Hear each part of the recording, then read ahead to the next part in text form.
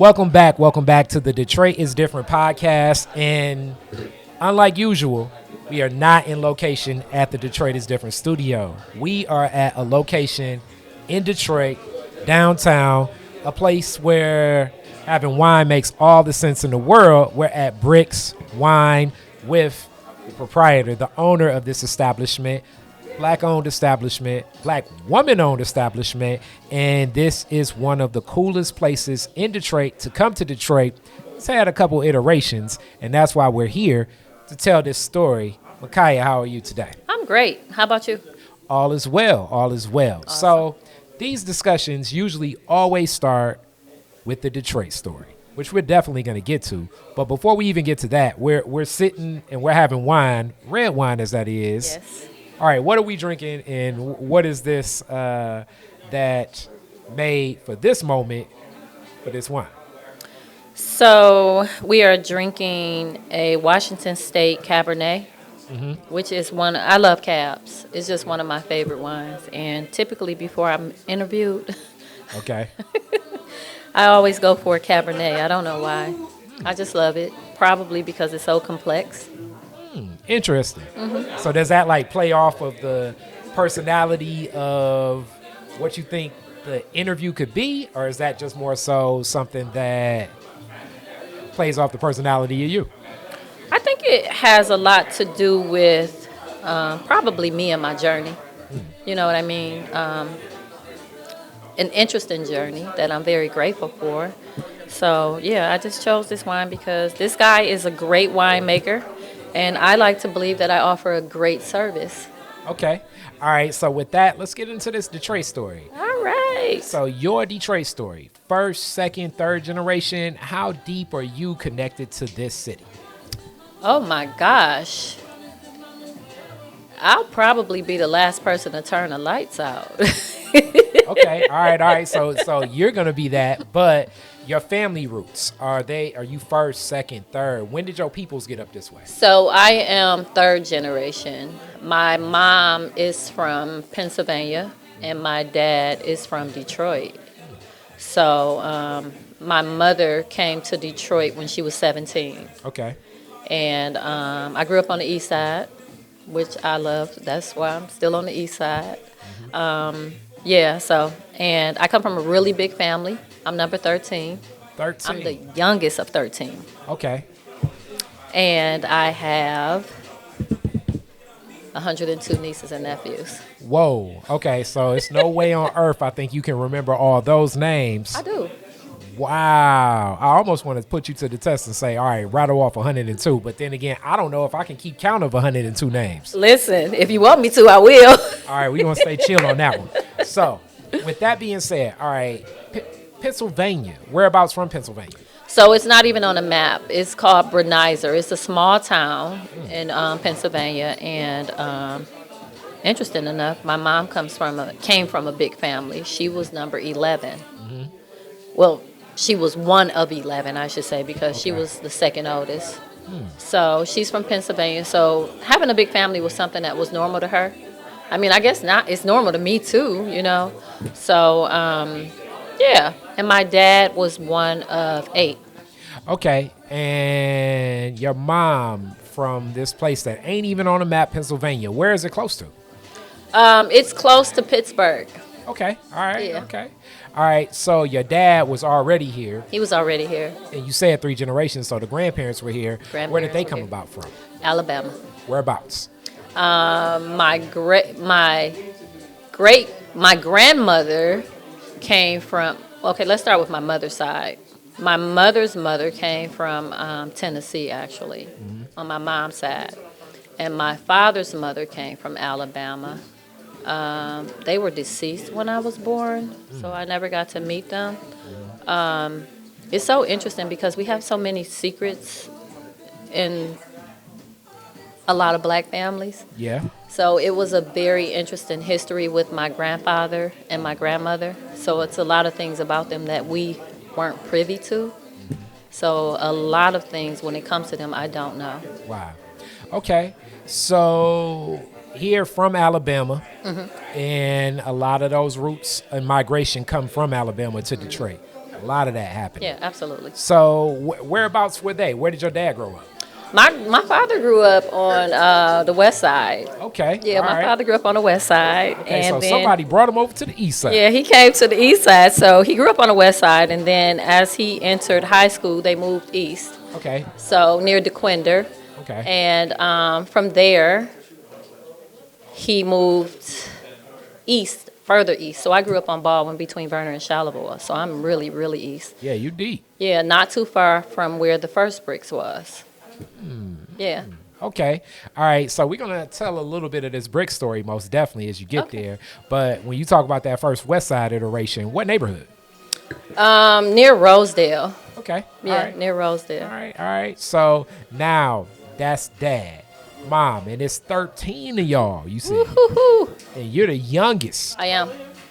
All right. So you definitely know all your brothers and sisters. Absolutely. So I know them names. We're not going to rattle that off either. Right. But with that being said and uplifted, what was it like being in a household with so many different people, the personalities, and then also like were the age gaps? I mean, from 13, I assume your oldest is almost like uncles and aunts a little bit. Yeah, so I didn't grow up in a house with them because they were older. So I don't even remember being in a house with them except for when they came over to visit. Okay.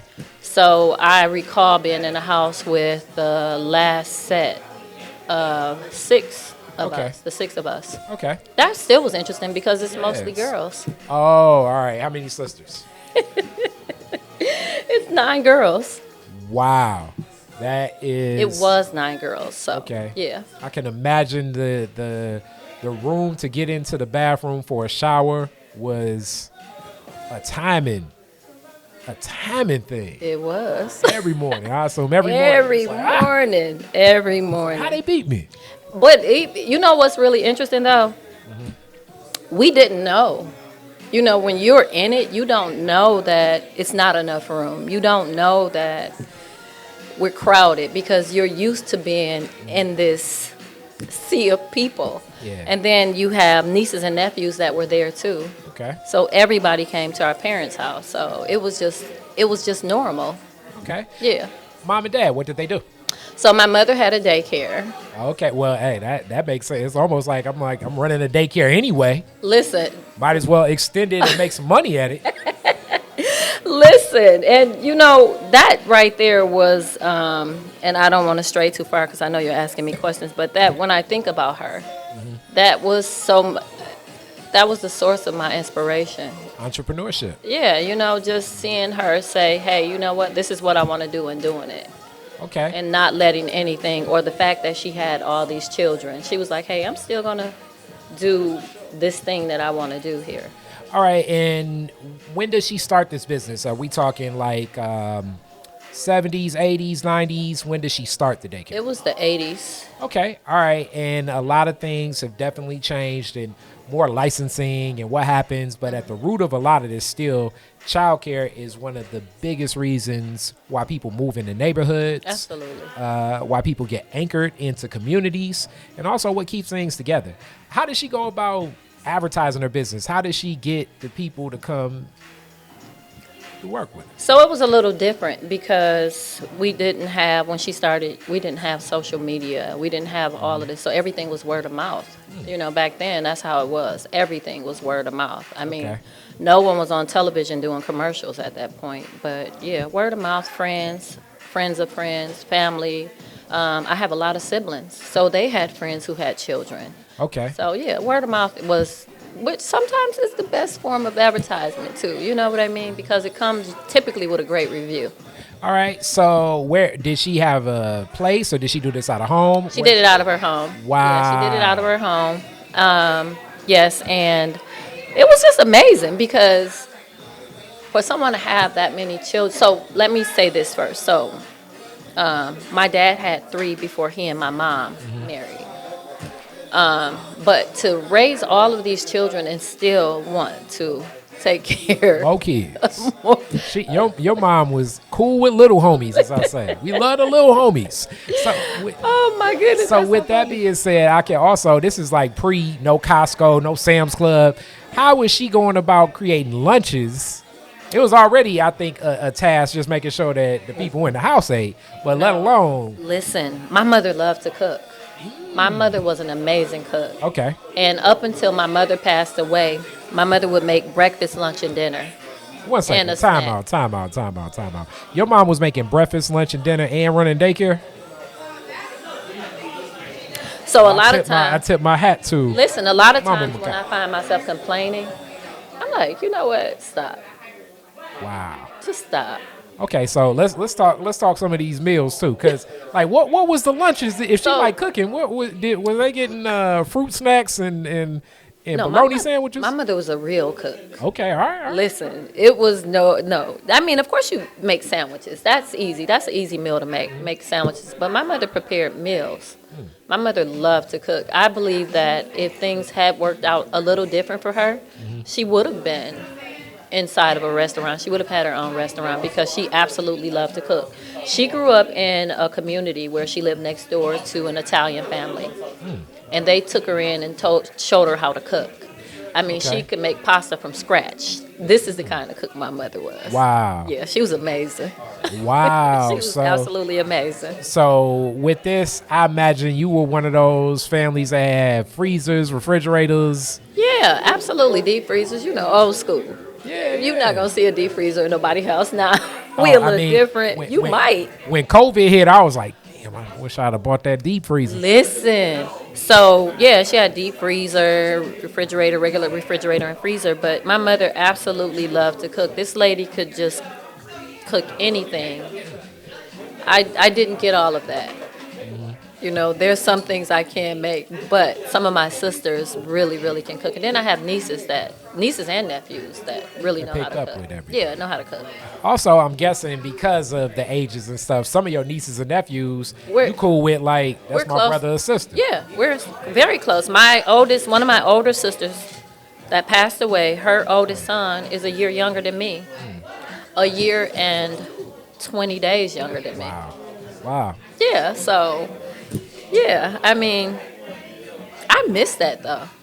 And also, I'm guessing when you grandma, you get some free child care. So you know what I'm saying? They may have got a little bit of that daycare on the house. No, they didn't. Oh, here we go. Here we You go. want me to be honest, right? It's like, mama, they your grandkids. You can't watch them. No, it was a business, but you know what? It was well supported. She was absolutely amazing. She was a phenomenal cook, though, and my mother could draw.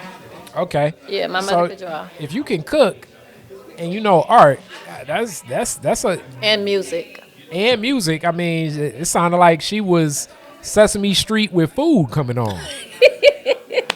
No, it wasn't Sesame Street. It was more like Aretha Franklin. Oh, here we go.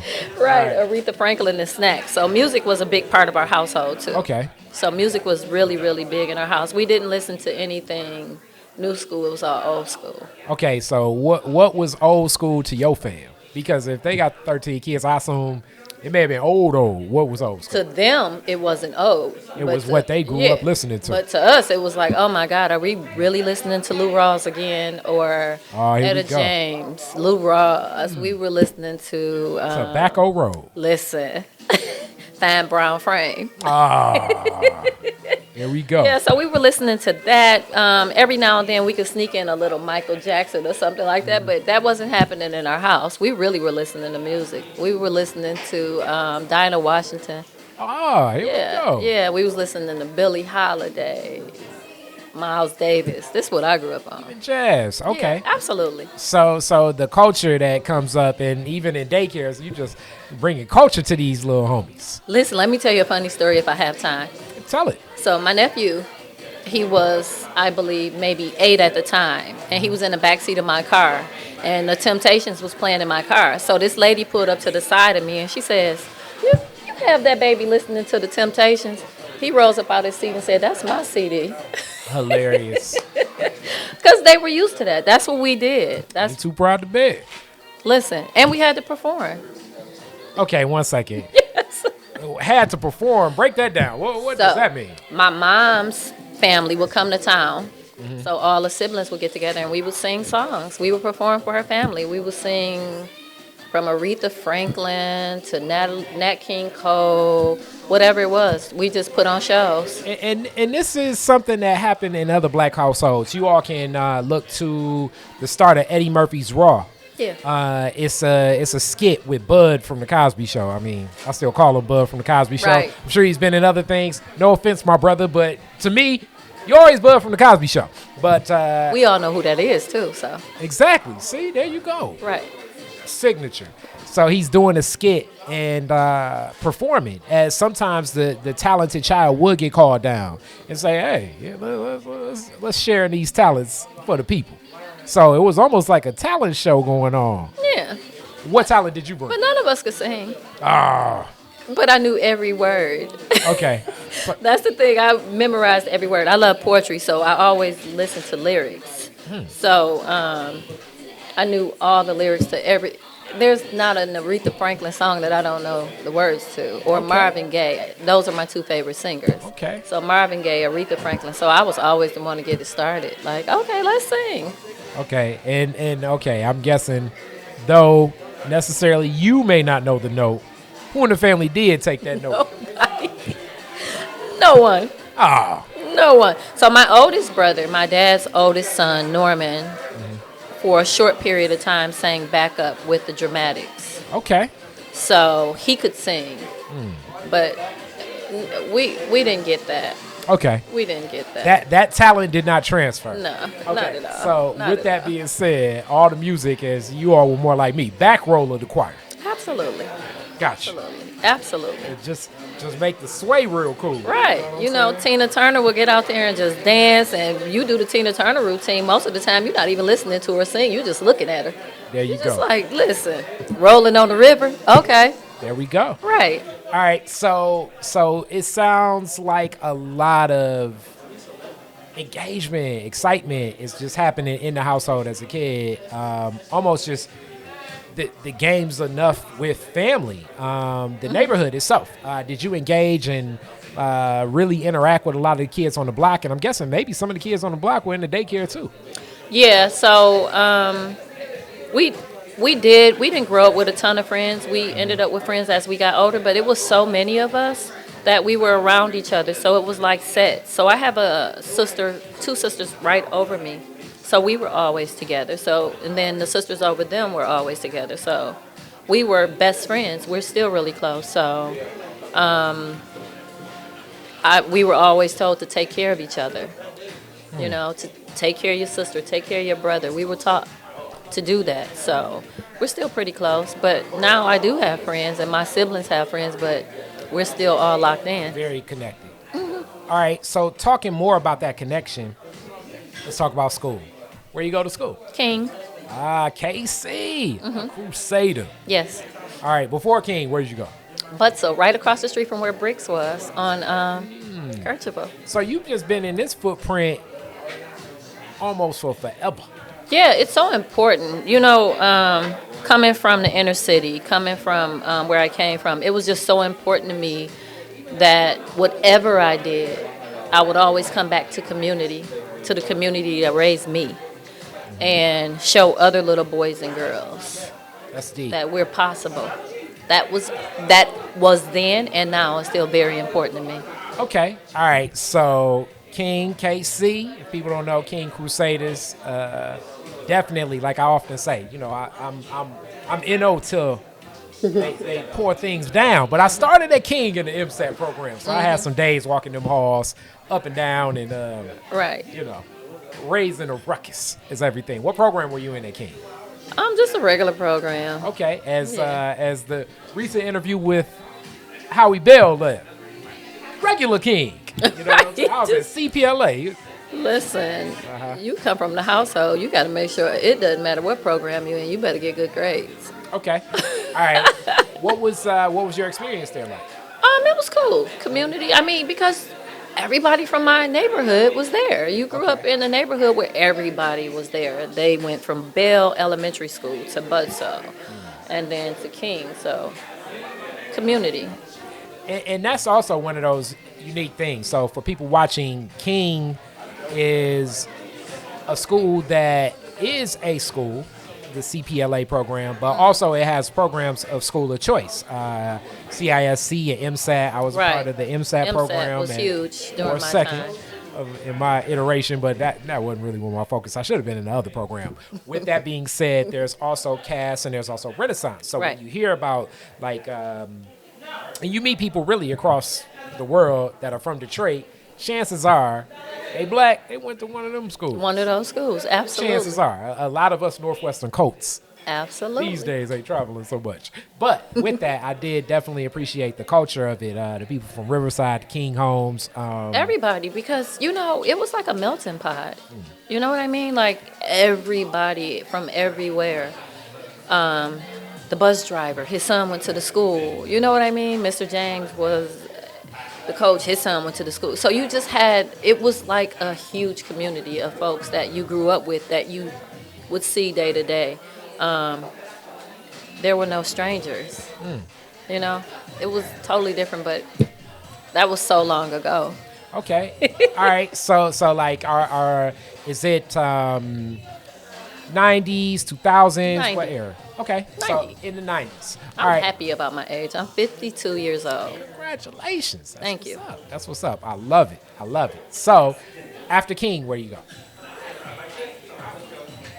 So, let's go down this.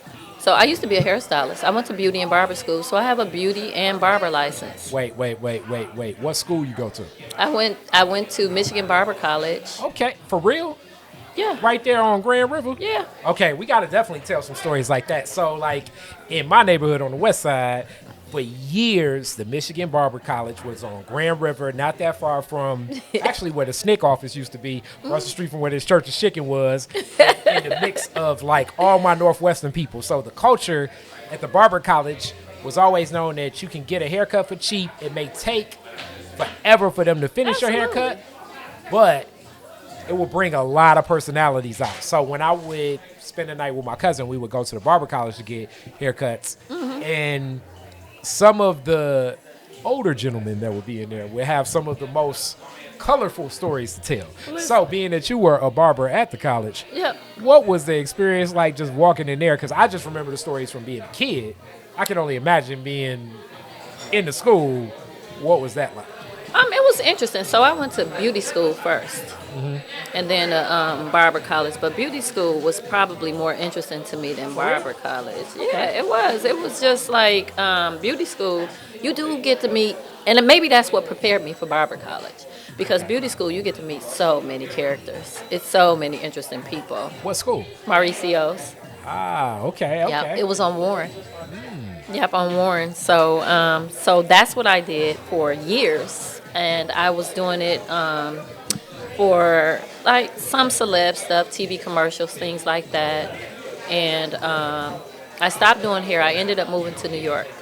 Okay. All right. So in this industry with hair, and you moved to New York with it, and what was your take as you were doing this? And I really do respect that field because I believe that being a stylist or barber, that's really that business that's right there that's so hands-on with cash. It can be looked at like a hustle, but some people turn it into a business. Either way, it still takes, let's hit the ground running, feet on the ground, make our way, let's build a path. You building relationships with people. It's one of those things that I think a lot of people think is easy. It's not. But it's tough. It's not. So I think the commonality in everything that I've done has always been about community. That right there is the vein that connects throughout everything that I've done. So being a hairstylist to me was, most people think of it as, a lot of times people are being superficial or so concerned about how they look and who's going to see them. But I think it's deeper than that. Break it down. I think it's deeper than that. I think it has a lot to do with just feeling good inside about yourself. Hair is such a huge issue in our community, and we identify who we are so strongly with our hair. is connected to so much. It's so deep, from being a little girl and sitting in the kitchen with your mother pressing your hair, and family comes around and we sit and talk. So it's, again, about community, and it's about teaching folks about self-esteem and feeling really good about yourself, whatever choice you make with your hair, whether you want to relax it or wear it natural, just being okay. And sometimes you can sit in a stylish chair and you can say, hey, you know what, I'm having a really, really bad day today. And once I turn you around in the mirror after you're done and your services have been done and rendered, and you smile, and that makes you feel so much better, because just whatever it is that I did to your hair in that moment, whether it was the shampoo, whether it was the press, whatever it was, it made you feel good, and it made you come back to yourself, you know? So again, it's all about community, and it's all about how we make one another feel. That's just so important to me. As I get older, I think about that more. It's really about the connectedness. I love the way that you broke that down in experiential, and definitely in that vein, that's why it's such a joy to do the natural hair show we've been doing with Detroit is Different for so long. So shout out to LaDonna that began that with us, and Markeisha, and it's grown and continues. And also when you talk about hair and what that means and just look and what that feel is, especially for women, as I've learned so much. Zenobia, love you, Zenobia. She was doing some research on this, where we even did some playoffs of like her changing her hair up with different wigs and just the different responses that she got from society, men and women. You know, Absolutely. You know, because definitely, you know, with some locks, there's gonna be a lot of people that come up to you and say, "What's up, sister?" Whereas, Right. you know what I'm saying, with the fresh press cut curls, it's gonna be like a different feel. Like, "Hey, what's going on, mama?" Like, that's one part of energy, but also just the way people treat you. But I also believe that connected to that crown, connected to the hair, connected to the locks, it's going to have an impact on how you feel about yourself, which Absolutely. has an impact on how you engage with the world. So I agree. I definitely feel that. So in this space, you go to New York there with that. Yeah, so I ended up moving to New York, and I was married at the time, and we moved to New York, and I decided I didn't want to do hair any longer. I wanted to do something different. I was really interested. Social media was really starting to take shape. So this is like early 2000s, mid 2000s, Yeah, like late, kind of early 2000s, Like 10, oh, not 8. okay, okay. Oh, 08. Okay. So social media was taking center stage. It was a lot of different things that was happening, and I was really interested. Again, it's community. I think you get where I'm going as I tell these stories. But again, it was community. So I was able to get a job working at a PR firm. And I worked at the PR firm. I'm really about to age myself, but I already told my age. My first client was Stuart Scott.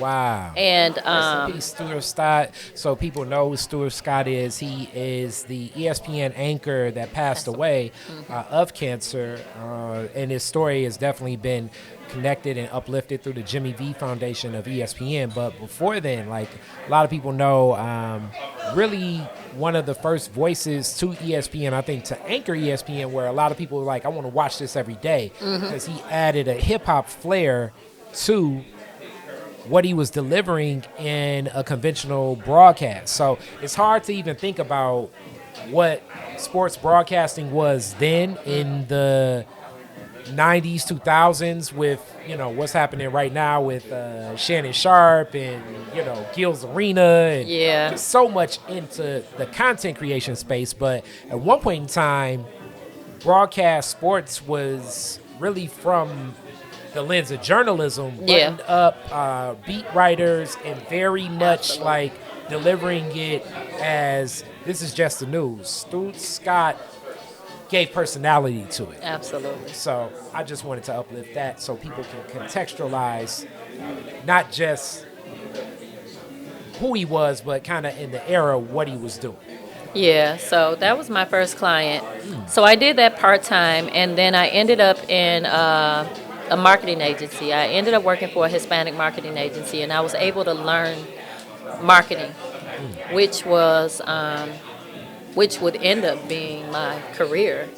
But I worked there, and my clients, I had really great clients. It was really interesting. I learned a lot about events. corporate events. Yeah. So I did that in New York, and And where did you live in New York? And we're talking 2000s New York, and New York changes often, but yeah. really I would definitely say in that era you were probably just watching so much of the change in New York. I lived in financial district. So the first year we lived on Wall Street. Wow. And the second year we moved around the corner to Exchange. And it was interesting. It was, it was really interesting. But home is something that I just long for. I remember coming home one day and it looked like my mother had aged right before my eyes, because I wasn't seeing her but maybe once a month, once every 2 months. And I was like, okay, we didn't have intentions of coming home, but we ended up coming home, which I'm very grateful for. And I came home and I started working at another ad agency, and then my career really took off in marketing. But the whole time I was here, I just had this whole bug for wine. When did you start this relationship with wine beyond just saying, okay, I like drinking and then I like buying a good gift for a person? When did you start becoming more of a connoisseur of it? So listen, this is really interesting. I didn't like it. When I turned 21, my sister took me to a bar. And she said, I'm going to order you some wine. We're going to drink peas porter because that's what all the ladies are drinking. And I was like, okay. I drank it, and I was like, this is not good. But because I'm naturally curious, I was like, but it's interesting because as it sits and I keep drinking it, there's a taste here that I'm not quite understanding. I'm not understanding what's happening because it's changing on my palate this fast. So You thinking this at 21 and not just thinking like, give me a shot. no, so listen, I've always been very curious. I wasn't even thinking about liquor at that point. I'd had some Boone's Farm. Ah, So I was really interested in tasting what all the other ladies were tasting because it wasn't Boone's Farm, obviously. bottom shelf liquor for people that are interested in that. Right, I'm just being honest with you, Strawberry Hill. So I had it and I was like, that's not really good. But I ended up going out again with some friends and I was like, oh, I'm having peas porter. And I tasted again, but it was so interesting to me that it was enough for me to chase the grape. I was like, you know what, I want to see what other wines taste like. So peas porter is from the Riesling family. Okay, wait, before we even go there, Okay. you're making this connection at 21 that it's like, okay, the wine's connected to different grapes. It's a taste here that I want to find out what specific I was very grape curious this is. about it. I'm thinking most people are looking at grapes like you got white grapes that exist when you walk in the store and you got purple grapes. Right, but I wasn't really thinking about the grape at that time.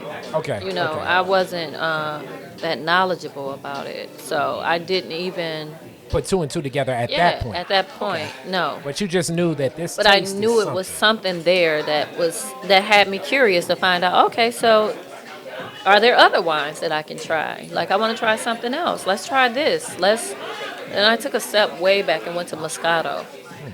I was like, well, let me try this. And I was like, oh, this is a little too sweet for me. And then I went right to Sauvignon Blanc.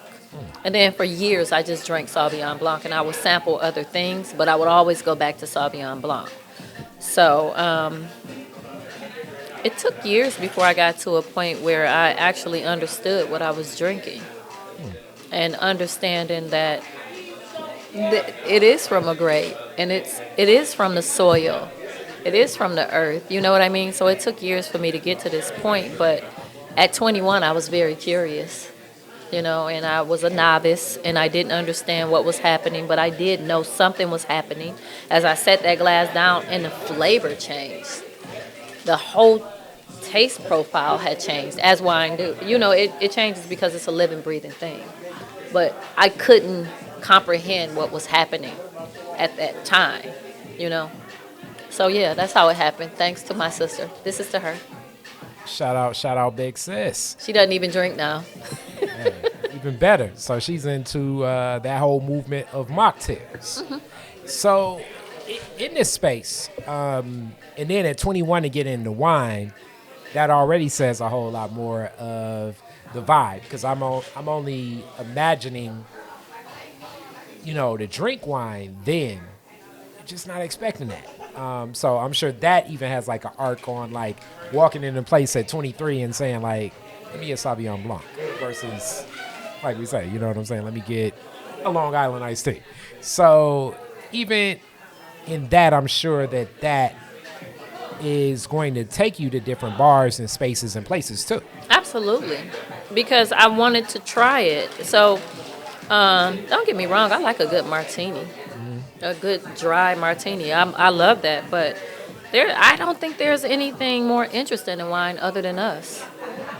So this relationship in wine starts at 21 and carries on.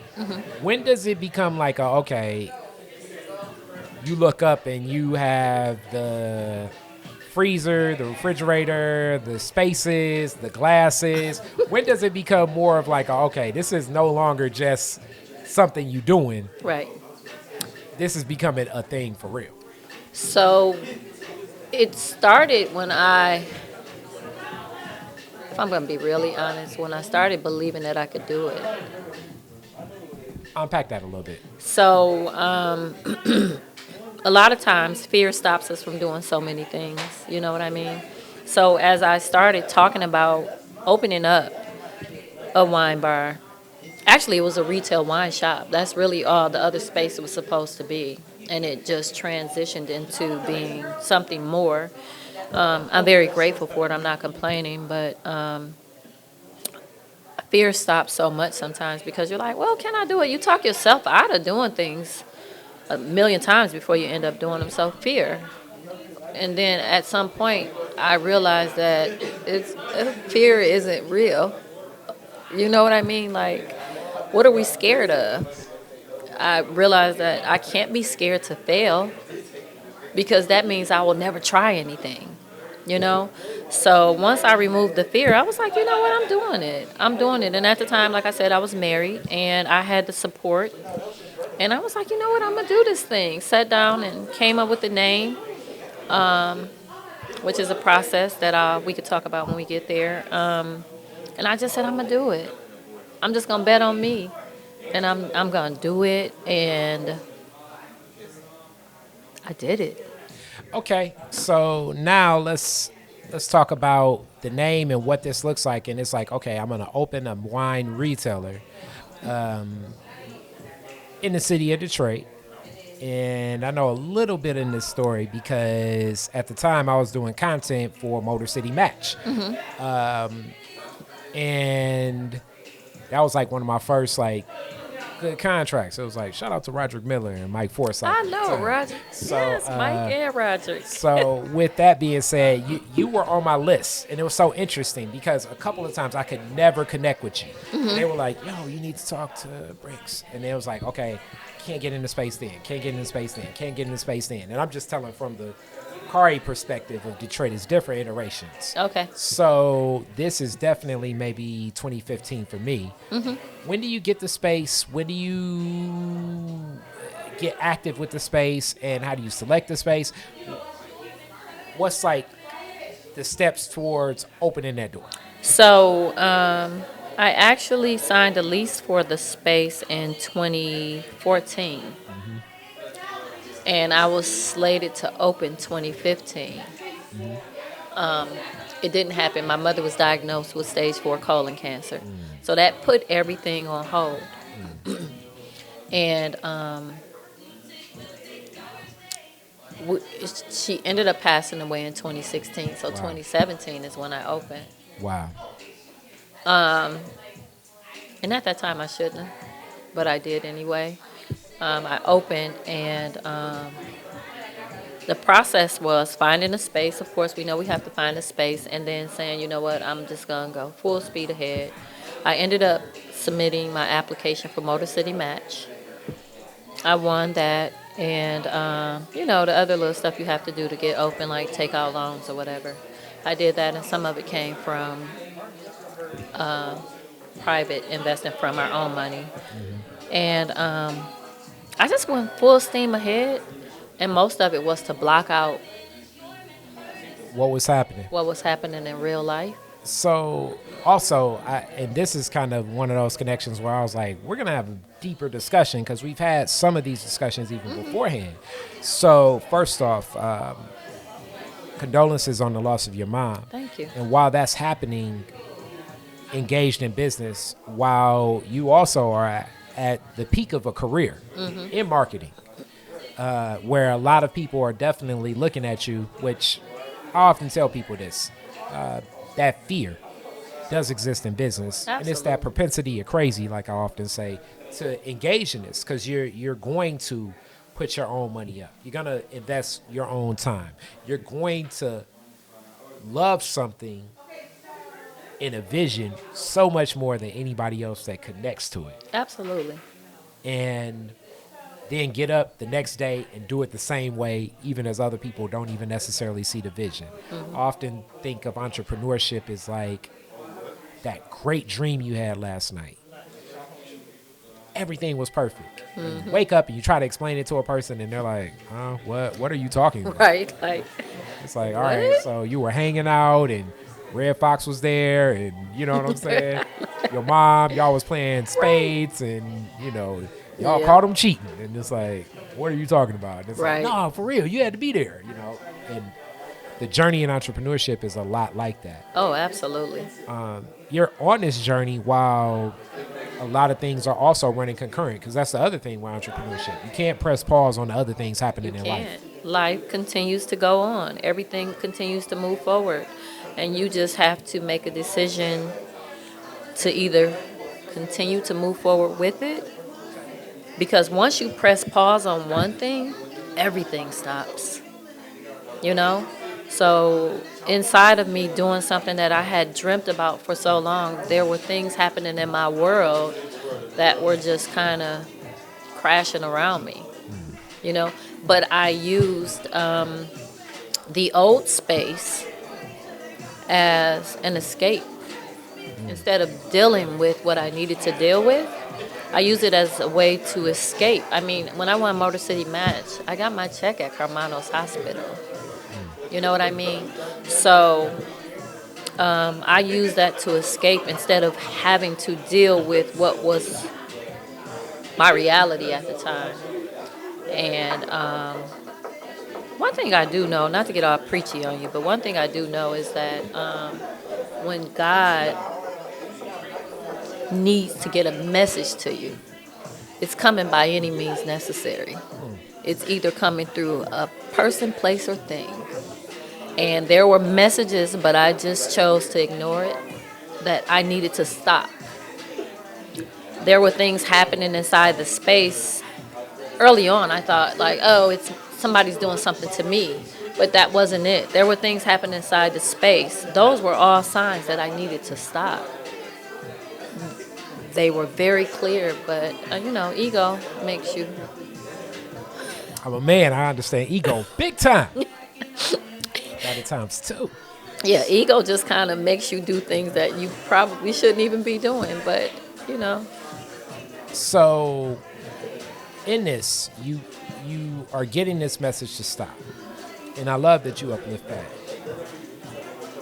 What was gathered in stopping and what does stopping look like to you? So, listen, the day I opened, it rained inside my space where the news stations couldn't come in. It literally rained inside the space. When I tell you everything that could go wrong, everything went wrong.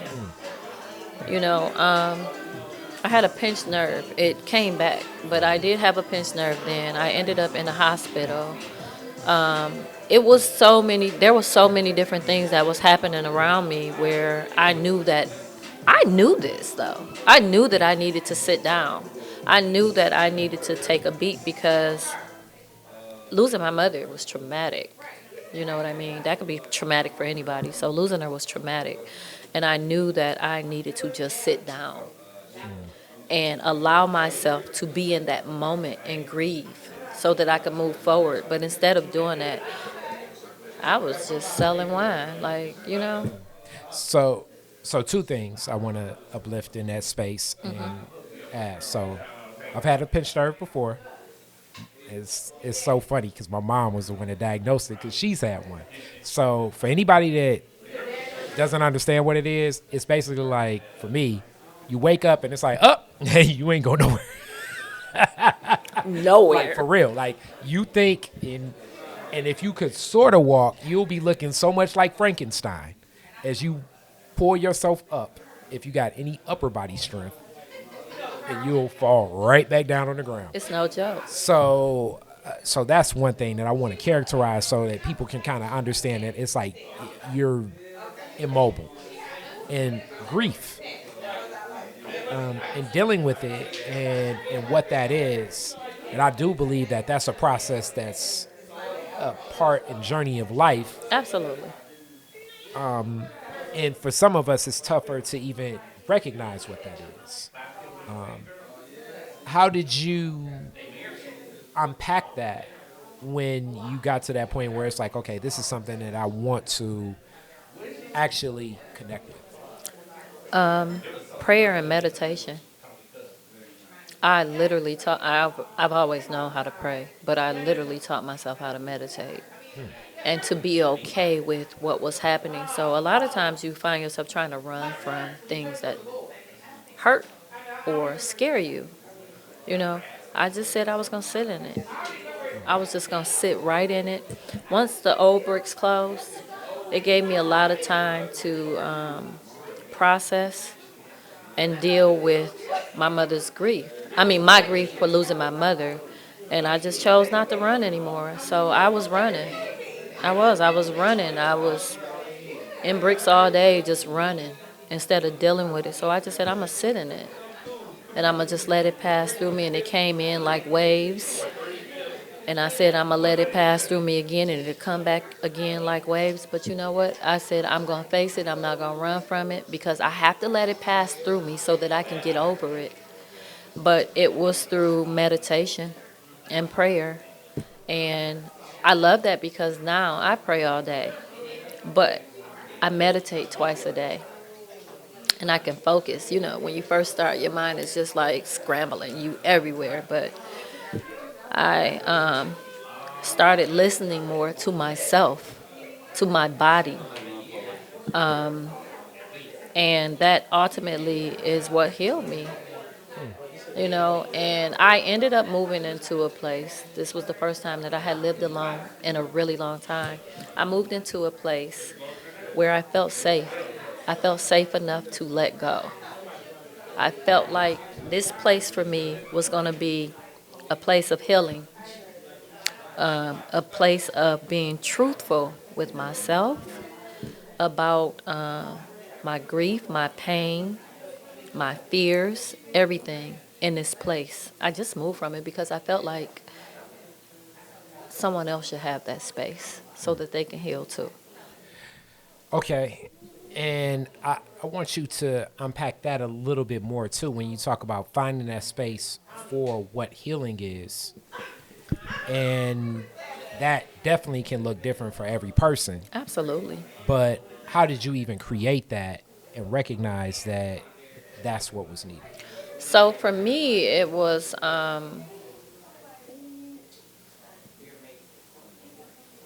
finding out why I was so scared of losing. Of course, we're scared of losing our parents, but there was a deeper fear there. My father passed away in 2000, and that was rough. But you know, your mother carried you. Not saying that daddy's not important. Daddies are very important. My parents were together all my life. I absolutely love my father. But my mother passed away. I had this fear. And I wanted to find out where that fear was coming from. It was deeper than her just passing away. I didn't want her to suffer, of course. You know what I mean? Cancer is a tough thing for people to deal with from what I've seen. And I wanted to find out what it was inside of me that had me so scared. Was I scared of being alone? Was I scared because I had come from this big family? And that's all that I've ever known in my life is to be surrounded by people and love. And I don't have children. And I felt like if I looked out into the world, there would be nobody looking back at me to love me the way that she did.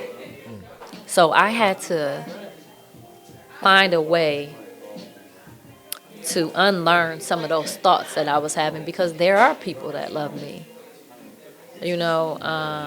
And early on, a part of it was, wow, I failed at Brix. You know what I mean? Like, I failed at Brix, and then I lost a mentor, and I lost a friend to death, and my mother to death, and then my business is gone. So I wanted to be in a place where I could just release it all and heal from all of these things. And even that fear that lived inside of me that one day I would be alone, and I kept creating these thoughts in my head, like, I don't want to be alone, is what I kept saying to my mother. But I wasn't. I wasn't alone. I came from this big, beautiful family. And I'm assuming that when you lose a parent, because this is what I felt, I don't know what anybody else felt, but I felt like my whole world was just kind of over, because my two bookends were gone. My dad is gone, my mother is gone. I'm nobody's mother. You know what I mean? So now I'm just this person. Who am I? I started questioning everything. So I just wanted to be in a place where I could be honest with myself.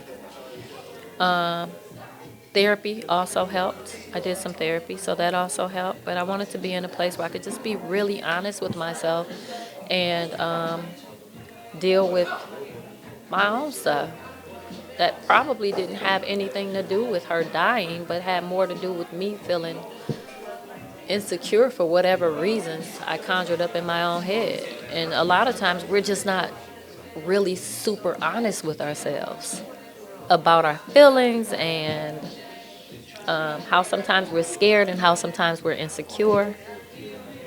But losing her just put me in a place where I wanted to be more of that, more honest, and be completely okay with whatever was coming, whatever emotion was coming. Because again, they come in waves. Whatever it was, I just wanted to be able to deal with it on my own so that I can be strong. And then once I can heal myself, I can go into any relationship as a healed person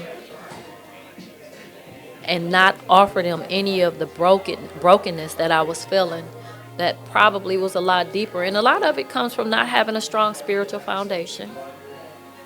For me, not for everybody. This is just for me.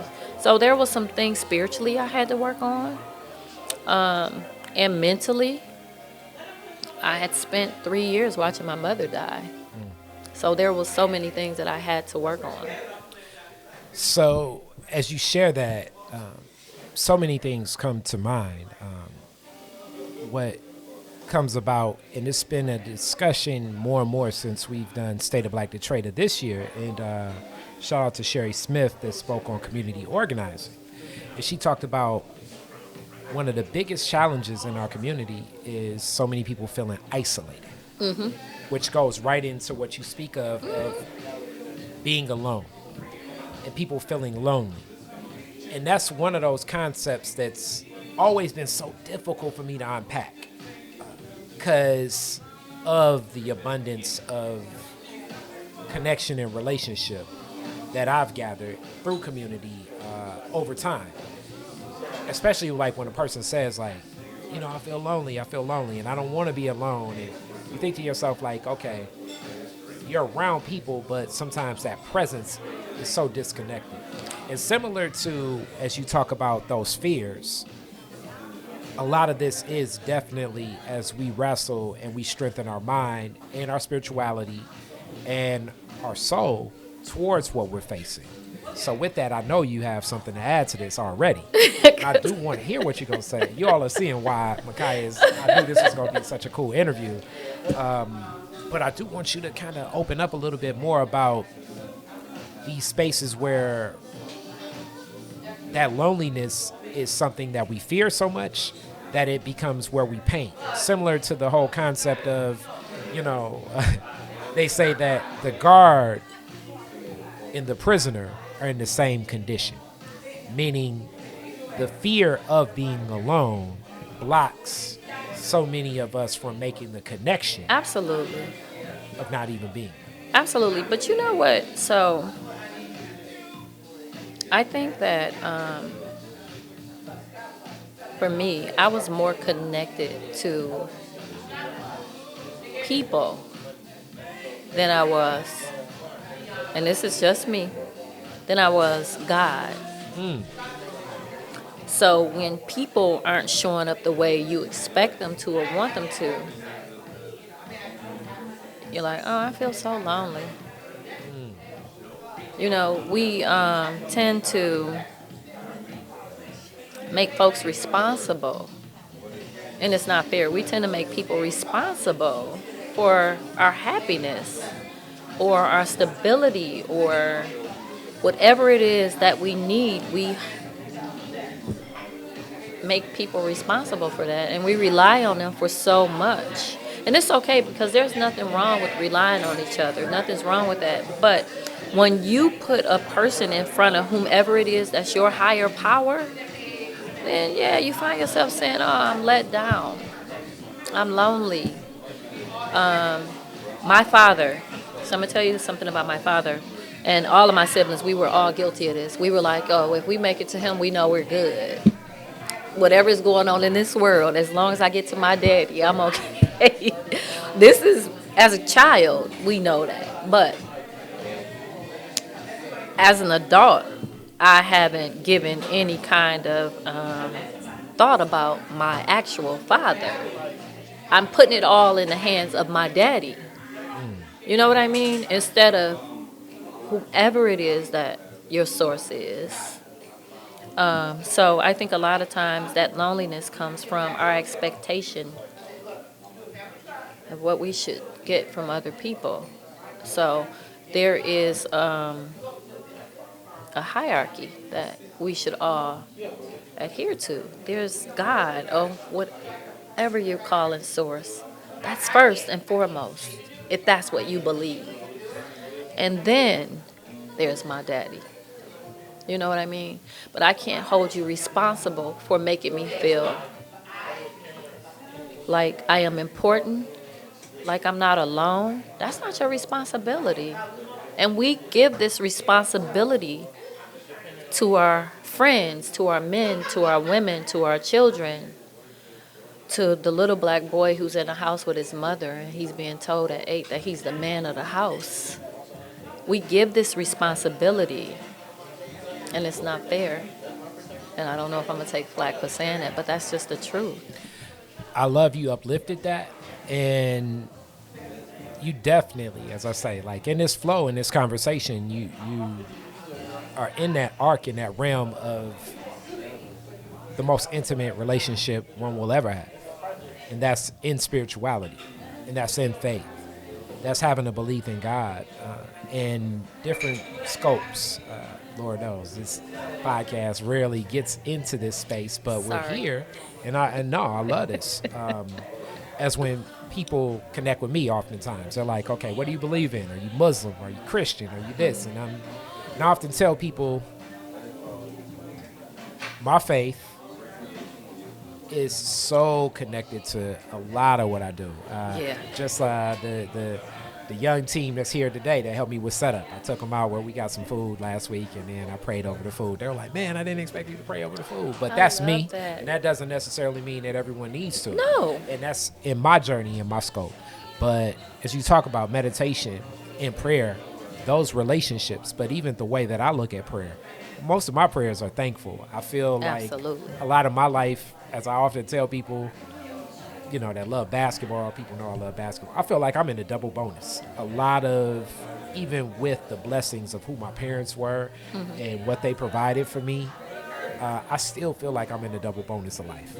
Everything that happens from here moving on is so much of a blessing. Absolutely. And even in those moments of crisis, as you said, sometimes God will send a message to pause. My thought process is like, what are the angles? And crises is always an opportunity. Absolutely. When everything crashes, that means, okay, now I can explore what could not happen. It's a lot of people that I feel definitely are beyond crashing out over a local, most recent national election. And I was, the whole time, I was just like following the beat to say, okay, now is the time we can come back to community where I've already been.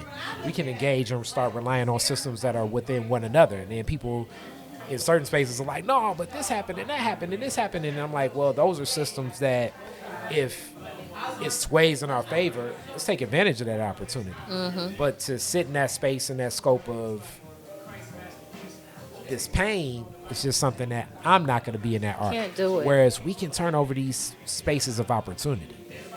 And if we look at what that opportunity is, be more thankful for what's around us. And I know people may say, you sounding more kumbaya and everything can get together. And I'm like, no, I'm just speaking really from the lens of the competitiveness. Even with entrepreneurship, what I love is the autonomy.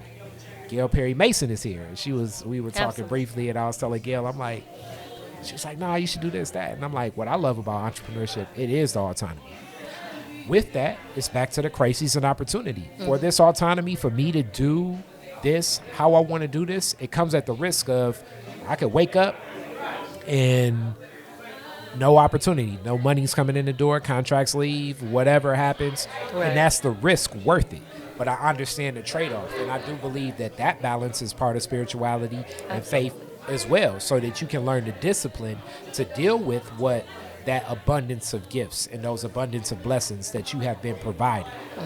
And nothing will teach you more about what you're blessed with than when something gets taken away. Absolutely. Those moments of, and I actually have similar to you. It's like I broke my leg before, but you didn't break your leg all the way. But like a lot of people are walking.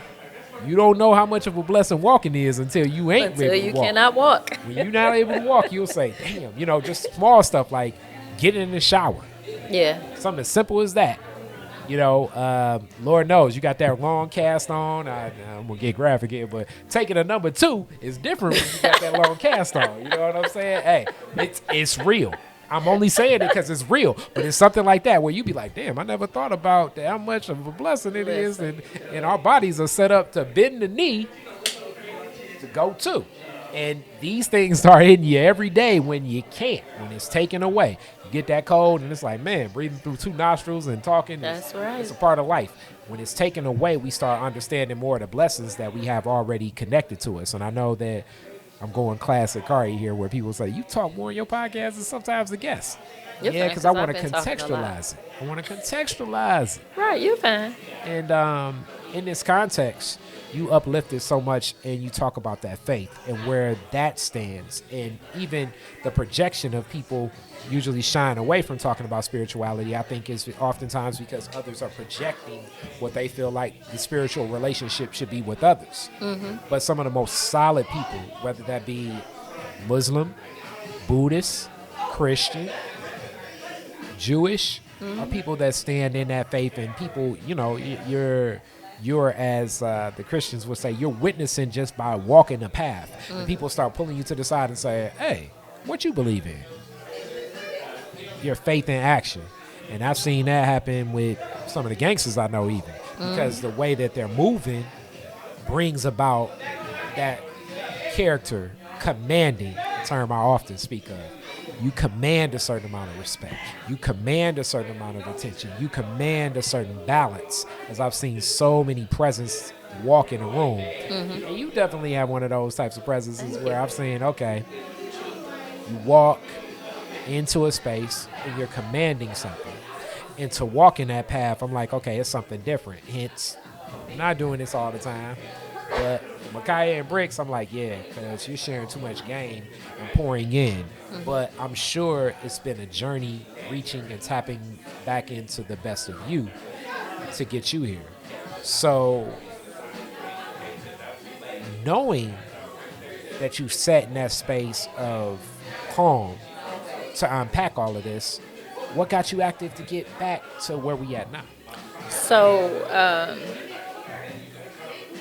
I never stopped dreaming. Like, just because it closed, I knew when I closed in 2018, I started doing the work to reopen.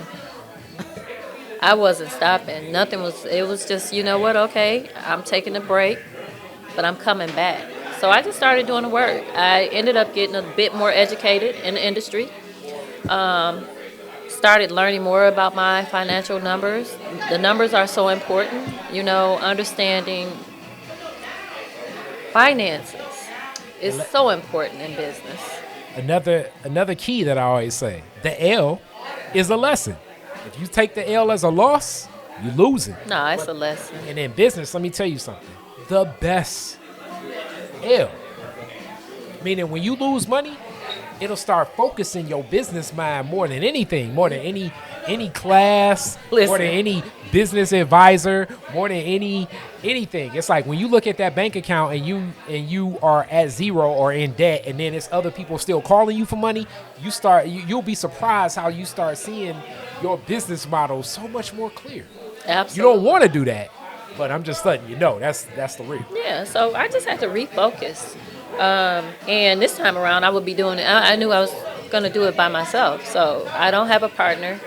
I have a spiritual partner. That was the first relationship that I had to make sure was solid. And I want you to speak to the partnership, because as you talk about people in fears in business, and I was there before too, especially in music. One of the first things that, shout out, rest in peace, my granddad. My granddad say, hey, I don't like no partnership because they getting a cut of the money. I don't have one. And that's how he felt. And I was so young in all of my first iterations of business, and I'm like, why does he feel like this? It seems like if you work with others, you can prepare yourself for the hit, because I would rather put in 20 with the 5 of us and we get to 100 than to have to put up the 100 by myself. You're trading off things, but a lot of that times when you want that partnership, a lot of that is really mixed up in fear. So I'm not opposed to having a partner. And I know, yeah, I'm not saying that, but I'm No. speaking in fear. I think a lot of people in that space. But partnerships, and I would look at it like this.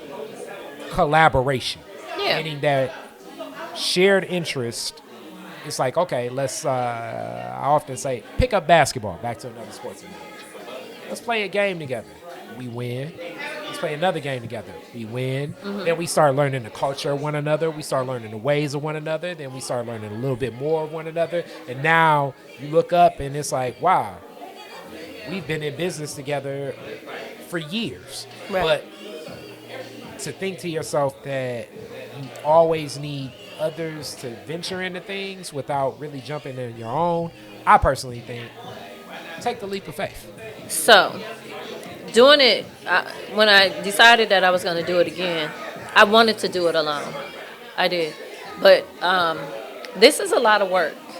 Understatement. This is a lot of work. So when I was saying I'm not opposed to a partner, like I've been trying to seek out a partner and just trying to figure out what that looks like for Brix. Just to have somebody come in, because this is a lot. I love it. I do. I absolutely love it, but it's a lot of work. So a partnership is not a bad idea. It's just in the beginning I said, you know what, okay, I want to build this thing. I want to bring it back. And I wanted to carry my vision through. It was so important to me. So, but there is absolutely nothing wrong with having a partner.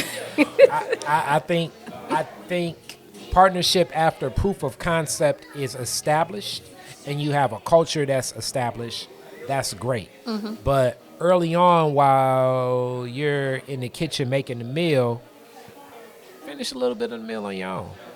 Then venture. That's my ethic. But you're right. Yeah. Partnership, I mean, it's different people that cut the cake differently, but I do think that establishing proof of concept and really being invested yourself first absolutely has so much to do with where that commitment can lie. Because it's so easy to end up in that partnership and being like, see, because they didn't show up today, that's why everything fell down. And it's like, nah. Right. Because in reality, maybe days, and then you can kind of really know the balance. And hence back to, your numbers, the flow of things. It's more than numbers. It's so much more into a space. And because you've been here and it's been established, a flow. And that doesn't necessarily mean, because definitely with partnership, culture will have dynamic shifts, but you understand what could be viable. You understand what a great day, back to my granddad, it would be so funny when he ran a nightclub, he'd say, he knew how much money he was going to make at the end of the night, probably within the first 30 minutes, because, he just did it for so long. Right. So it would be times of the night running Veils on the Circle in Cleveland, it would get to, he said, yeah. Granddad was funny. He'd be like, yep. Granddad was hilarious. He's like, yeah, you know what I'm saying? I'm gonna straight up tell you. Around 10:30, I can tell you I'm gonna cut some niggas, and then at 12:30, I'm gonna cut some more niggas, and at 1:30, they made it to the end of the night. But it's all gonna depend on how the door is standing and where things go at where things Yeah, are you at. learn the flow. Once Yeah. you start doing it, you kind of learn the flow. You understand what's happening. You understand the industry. You know, like the first of the year, everybody's on the Yeah. wagon. Nobody's drinking. Yeah. It's slow, and then things start back picking up. So you know, You understand the arcs of things. yeah, So if you come absolutely, in with a partner that's too green, that doesn't even mean no. You can usher them up for what's going to happen. But if absolutely. both of you all are on the Indiana Jones excursion together, sometimes that can lead to misunderstandings you don't want to experience. Yeah, but we'll see what happens. We'll see what So spirit has in store for me. I would believe that whatever you seek, being that you manifest so many different things have come your way, it will be. But with it, the story, the start of Brix 2, how did that go? So I have to attribute a lot of it to the fact that I did do therapy and I did do meditation because it calmed my spirit a lot. I sat and thought about a lot of things at the old Bricks. This is so funny. I used to say, "Oh my God, I have to buy wine. I'm running out of this, this, and this." So here, if I'm running out, I'm like, that means I sold it. You know, so the thought process had to really, really change because I used to just be like, "Oh my God." So I was able to calm down a lot and really, really think about the parts of wine that excited me, the parts of this industry. What was it about this that excited me, and how I was going to convey that to the consumer when they walk through my door? You know, I started thinking about those things instead of thinking about how much money I'm going to make, and I put that on the back burner. I understand that I need to make money to pay bills, but I didn't want that to be my focus. I said I would not chase money this time around. I would continue to educate people if they want to be educated, but most importantly, I would provide a space for them to come into. So during the pandemic, I was working, of course, at the agency I was working at, and then someone called me and they said, "You should apply for this grant." And I said, "No, I'm not open." They said, "Well, are you officially closed for good?" And I said, "No." They said, "Well, you're just temporarily closed. You should apply for this grant." Shout out to who was that did that phone call? We gonna shout them out. I don't know if they were right in telling me so, Ah, but they know who they are. So I said, "Okay, I'll apply for the grant." I ended up winning the grant, and I said, "Okay, you know what? Let me start on this path." And shout out to Motor City Match, Detroit Economic Growth Corps, Detroit Development Fund, Michigan Women Forward. They rallied behind me, and this is the thing. You need people to buy into your dream. You know what I mean? You need people to buy into it. And they said, "You know what? I believe in you. I believe you can do it again." And just that was enough for me to say, "Okay, I know I'll have this support." But the biggest part was me believing in myself this time around. My confidence was different this time around. I knew what I wanted. I understood my numbers. I had the business plan. I understood my projections. I knew what I could and couldn't do. The goal was to find a space where I wasn't paying an astronomical amount of rent. Find a place. People probably would think it's a lot because of where I'm located, but I was able to negotiate that because I learned so much from the other space. My rent was really high there. So all these things is what I thought about. Like, okay, I need to make sure I understand every area of this. Then I said, okay, when I open the space, every area of this space needs to be monetized. How do I do that? So with wine, we can be really creative. We can do wine flights. We can do all these wonderful things, wine education classes. We can do so much. And we only opened as a retail store, and the goal was to turn into a bar 2 years later. Liquor license, like $80,000, $90,000. So I was like, okay, maybe that'll happen in 2 years. I got the liquor license in 8 months. Thank you. I got it in 8 months, and so we are still transitioning into a full bar. It came from community. It came from me being honest about what I wanted. and not being scared or psyching myself out to make myself think I didn't deserve it or that I didn't belong here or just finding reasons to say why I shouldn't do it and just said, you know what, I'm doing it because this is what I want to do. I want to create a space for community. Everything ties back to community with me, where people can come in here and they can walk through the doors and they can feel safe. This is our place. I'm a Detroiter through and through. So I wanted to create a place where you can come in and you can learn about wine if you want to. Wine is already pretentious. So we wanted to just take that out of it. So when you walk through the door, it's like, hey, how are you? If you want to talk about wine, we can. If you don't and you just want to grab a bottle, we can do that too. So it all came from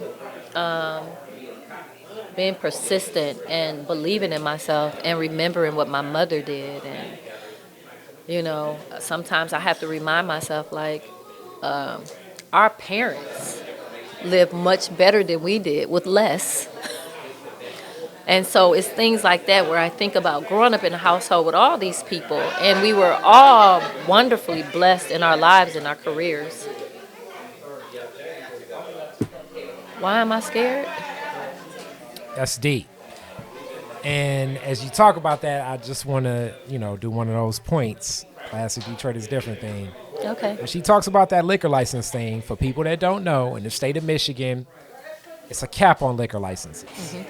So that means that with that cap, you're buying a license from a person. So it's certain people that sit on liquor licenses just like it's Bitcoin or something to make money. So Absolutely. It's not like you can just go in and get a liquor license because you want one. You're going to buy one usually from someone else that has one. And that really comes back to relationships. And you talk about working with others. I consider those stakeholders. Detroit is different would not be possible without so many stakeholders that take stake in saying, all right, let's see what this goes, and I can support this and that. So having those stakeholders that believe and ride the wave of that vision. And I call them stakeholders. It's a business term because they're taking stake in whatever that victory is too. Absolutely. And whatever that vision is. Sometimes that stake could just be Mikiah itself. I like Mikiah's story. Sometimes which you could be different than the story. Sometimes it could be like, that is a good space. I want to see a space like that. That's cool. You know what I'm saying? We go from the Aretha, we come here, and then you come into place and you get the vibe, and it's the term I love to use in marketing of Detroit is different. Experiential. Mm-hmm. You cannot come in Brix, I personally feel, and the vibe is very experiential. You're going to experience something, and that experience is you're welcome here. Absolutely. And a lot of spaces, when I think of like high-end wine, as you say, it's very pretentious. You feel as though if you don't have on an overcoat and an ascot, you're not welcome. You know what I'm saying? But, I grew up, so this is me inviting everybody into my living room to drink wine. So I grew up in a household where my mother, as I got older, we would sit around and we would drink wine and we would talk about so many different things in the world, and everybody felt comfortable and safe. And I've always wanted to create that inside of a space. We had it almost at the other location. It was a great location. We did a wonderful job. But here is really, it brings me back to, and I know I keep saying this, it brings me back to community. You know what I mean? So I have people, like you said, Gail Perry Mason is here right now. I absolutely love Gail. I'm able to host fundraisers for the wonderful things that Gail does for this community. You know what I mean? For other people that are raising funds for children or for whatever the cause may be. This is a space where that happens. And I'm so happy that they come in here and they feel like they're at home and it feels like it's their place. You know what I mean? Detroit is different. Yes, you coming in here with Orlando and Donna and ECN. Yes. And I'm going to just tell you, really the essence to me is a warmer night. Outside, you hit the corner, people are just vibing. Yes. It's a vibe that's a kickback that feels as though, especially like a hot summer night, Detroit, when I think of like, okay, what's going on? Brix. We've had outside, a lot of those nights last summer, So I just want to keep creating. And the other part with me is because it's so important, community is so important, I listen to the customers. If they make suggestions, I don't take them all, but the ones that I could take and use, I listen to them and I improve on that. And we stand behind our service. Everybody, whether you come in here and you buy a bottle of water or a bottle of wine, you get the same service, you know. So I've been blessed to have a staff full of folks that absolutely love what they do. I love being here, you know. So it's really about community. It's about feeling good. It's the art on the wall that's curated. It's all again about community. We have a lot of these artists, and I wouldn't disrespect them by calling them emerging artists because they've been around for so long. You know what I mean? But they're artists on the walls where people come in and they can purchase it, and this actually adds to their homes, how they take care of their families. You know what I mean? We have people who do so many wonderful things in the space. And I'm just so grateful that it's turned out like this. But I believe in my heart and in my core, it's all because I had to get me together. So this right here is this is what I am on the inside. What you see in here, what you feel when you walk in, this is what I feel on the inside. And it's just an honor just to be able to share it with everybody that comes through the doors. All right. So with that said, as we get to this close, what do you see? What are the visions for Brix next? What are you looking for? So I want to add a nonprofit piece to Brix. So I would love to do.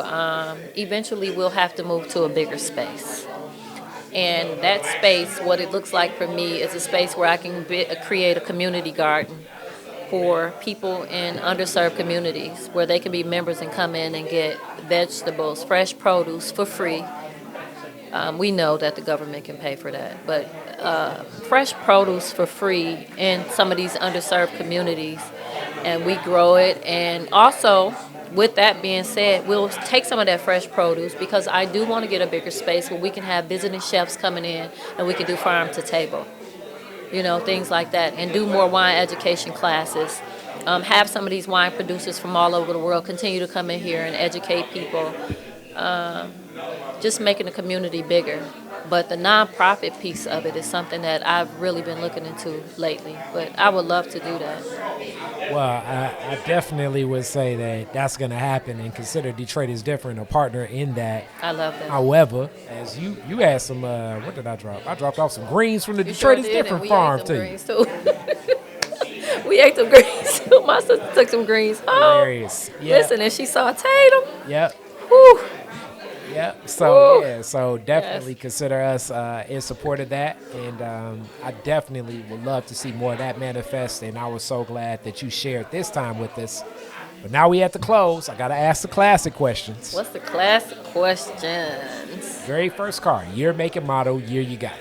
My very first car was a Saab 9000. Okay. It was a 96 Saab 9000, I believe. Okay. Yeah. All right. Where was the first place you went when you got it? The first place I went when I got the car was over to someone that used to be my best friend. She lived on Van Dyke and Kirchhoff. I didn't go very far. Okay. I didn't go very far. All right. Okay. So you was like, yo, look at my ride. No, come out here and get in my ride. Okay. Yes. Let's roll. Okay, Yes. so you all had a destination. So I guess where's the second place y'all went? We didn't make it to the second place. Oh, well, that was the first place. So the second place, we went to see some boys. There you go. Hey,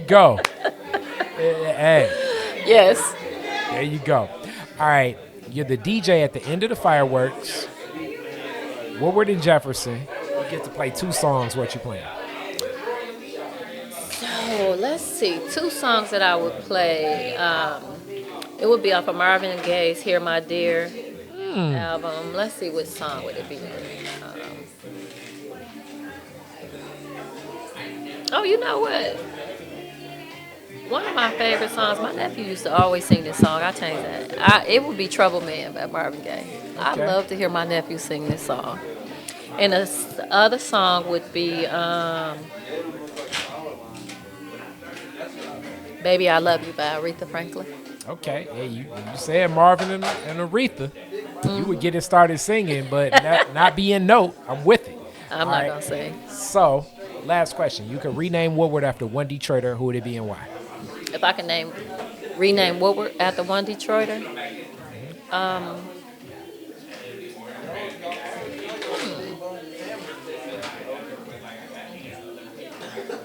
my dad, What's his name? Frank.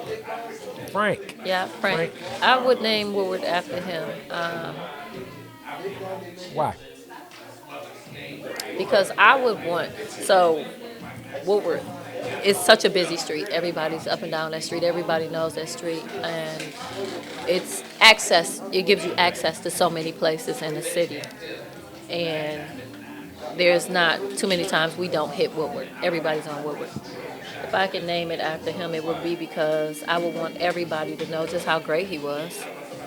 As a father, as a man, as somebody that was my first love, and I'm sure my sisters feel the same way. A man that taught us that we were important, that we were valuable, and that we didn't have to settle. And not only did he tell us that, he showed us that in the way that he treated our mother. That's deep. I'm with it. Yep.